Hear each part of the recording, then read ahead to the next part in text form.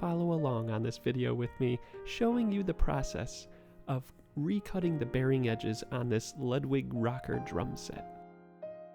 So these drums are 29 years old, and I have never personally done anything to them other than just keep them clean and change the drum heads. Now, out of the factory, these drums were made with some decent shells and some decent edges, but if you look carefully on some of these drums, the lack of detail is evident, and they are definitely not nice and flat either. And so those factors play into the tuning of the drums. Now, it's important when preparing the drums to make sure you take some time and put some care into really cleaning the hoops themselves with a good metal polish. You want to try to remove and alleviate any signs of rust, and you want to give it some good protection too, and make sure it's nice and clean so there's no debris between the counter hoop on the head and the hoop on the drum. To help with organizing, I made sure to take all the tension rods out and put them in separate bags for each of the drums. Also, when putting the tension rods back into the lugs, it's a very good idea to use a lithium type based grease instead of a Vaseline.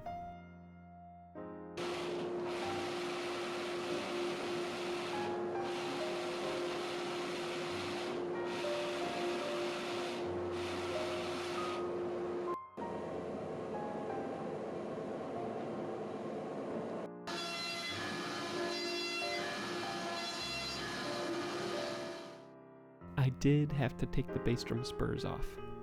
The bearing edges on these shells weren't too bad. However, what was really bad was how level the bearing edge was. And so to do this, the whole drum with even pressure is applied to a rotating sanding disc. And here we were cutting an outside and an inside 45 degree.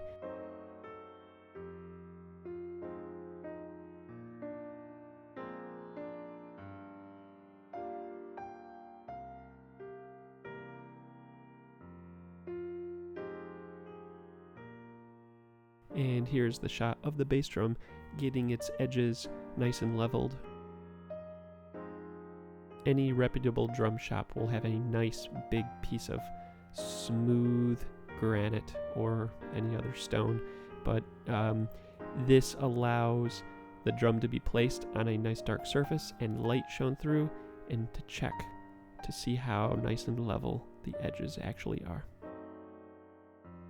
So here is the example of placing the drum on the stone and rotating and checking to see any light possibly leaking through. And if it stays nice and dark all the way around, that means the drum is nice and level.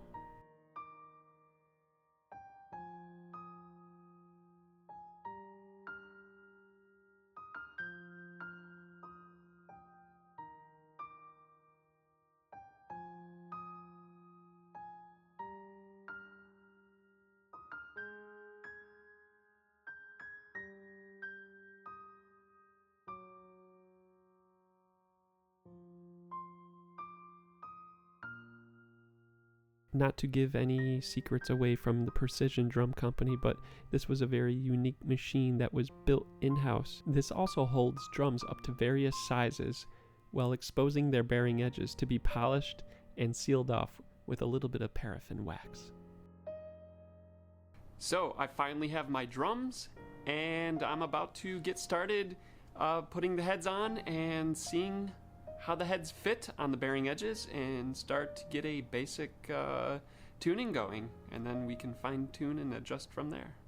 So for the sound profile of my drums this time around, I decided to go with a little bit of a warmer batter sound, so I chose the Evans G2 coated, and going with the classic combination of the G2s on the batter side and the G1 clears on the resonant side.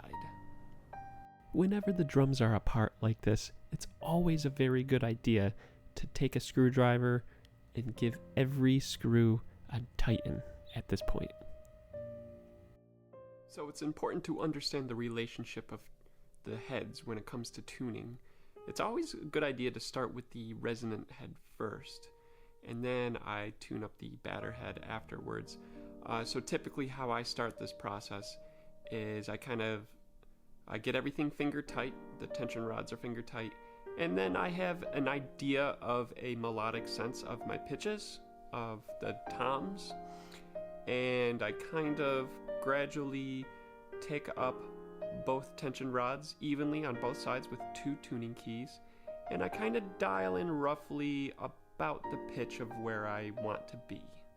And then I do the same for the batter head. And then once I get a general pitch, what I will do is go lug to lug, trying to match the similar frequencies, so there's no wavering or beating from lug to lug. And then what I do from there is check the relationship between the batter and resonant head. So I actually have found a wonderful app and book that I have been heavily invested in the last year, and that app is iDrumTune Pro, and it's for both iOS and Android, and it uses frequencies as opposed to tension on a drum to help dial in and pull in the pitches that you want to hear. So if you are looking for an in-depth, very scientific app to help, it's important to mainly use your ear, but check out iDrumTune Pro.